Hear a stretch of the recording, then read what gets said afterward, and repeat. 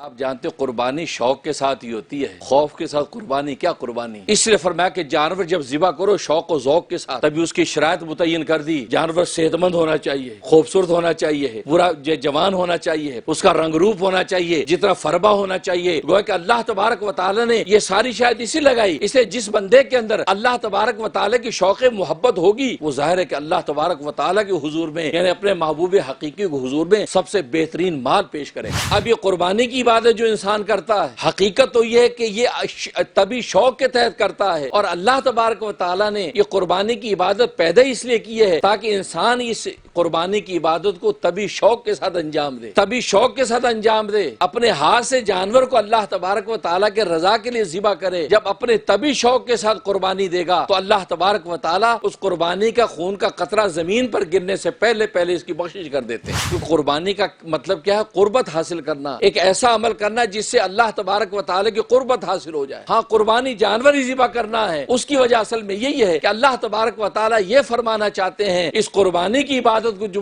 تم پیش کرو تو یہ عقلی خوف کے ساتھ پیش نہ کرو، قربانی تو شوق کے ساتھ ہوتی ہے، لہذا اپنے شوق کے ساتھ جب جانور کو اللہ کے راستے میں قربان کرو گے تو اللہ تبارک و تعالی تمہاری شوق کی ایسی قدر کریں گے کہ خون کے قطرے زمین پر گریں گے نہیں، اس سے پہلے اللہ تبارک و تعالی ان کو قبول کر لیں گے۔ تبھی شوق کے ساتھ اولیاء کاملین عبادات کو انجام دیتے ہیں، لیکن قربانی کی جب عبادت آتی ہے ایک عام مومن مسلمان بھی اس طبی شوق کے ساتھ اس قربانی کو اللہ کے راستے میں پیش کرتا ہے۔ تو گویا کہ یہ بندہ اولیاء کاملین کے اس مقام میں پہنچ جاتا ہے، ان کی صفوں کے اندر کھڑا ہو جاتا ہے، جیسے روزے کی حالت میں عقلی خوف کی وجہ سے وہ اللہ تبارک و تعالی کی قرب پا جاتا ہے، قربانی کی حالت میں ایک عام مومن بندہ بھی جانور ذبح کر کے اللہ کے سامنے پیش کرتا ہے، اللہ اس کو بھی اپنے مقبولان الہی کی صف میں کھڑا کر دیتا ہے۔ دنیا کے اندر آپ کسی سے محبت کرتے ہیں، اپنے محبوب کے لیے سب سے قیمتی اچھی چیز لا کے پیش کرتے ہیں، قیمتی سے قیمتی جتنی استطاعت بلکہ استطاعت سے بڑھ کر اس محبوب کو دیتے ہیں تاکہ محبوب اس کو لے خوش ہو جائے، اس کی مسرت اور خوشی پر آپ نہال ہوتے ہیں۔ تو اللہ تبارک و تعالی جب مومن صادق کا محبوب حقیقی بن جاتا ہے، اب اس کے سامنے جب جانور کی قربانی پیش کرتا ہے تو اس جانور کو بھی سب سے زیادہ صحت مند، خوبصورت، فربا، تکڑا جانور وہ اللہ کے راستے میں پیش کر کے اللہ تبارک و تعالی کی خوشی کو حاصل کر لیتا ہے۔ قرآن کریم میں اللہ نے اس حقیقت کو بتا دیا، اے قربانیاں کرنے والے سن لو، تمہاری قربانیوں کو گوشت اللہ کے پاس نہیں پہنچتا ہے، تمہاری قربانیوں کو خون اللہ کے پاس نہیں پہنچتا ہے، بلکہ تمہارے اندر کے جذبات اور تقوی اللہ کے پاس پہنچتا ہے۔ کیونکہ تم نے جانور ذبح کیا، جانور تو یہیں رہ گیا، ایک حصہ خود کھایا، ایک اپنے عزیز و اقارب کو دے دیا، ایک غربا کے اندر آپ نے تقسیم کر دیا، تو سارا تو آپ کے اندر ہی رہا، اللہ کے پاس کیا پہنچا؟ یہ قربانی کا جو جذبہ تھا، جذبہ جب سچائی کے ساتھ اللہ کے پاس پہنچا ہے تو اللہ تبارک و تعالی جذبے کی قدر کر کے آپ کو اپنی قربت عطا کر دے۔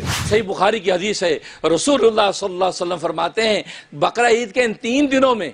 اللہ تبارک و تعالی کے نزدیک عبادات میں اور اللہ تبارک و تعالی کے نزدیک تمام اعمال میں سب سے زیادہ محبوب ترین اگر کوئی عمل ہے تو فرمایا کہ وہ اللہ کے راستے میں قربانی پیش کرنا ہے۔ احراقی دم یعنی جانور کا خون بہانا ہے،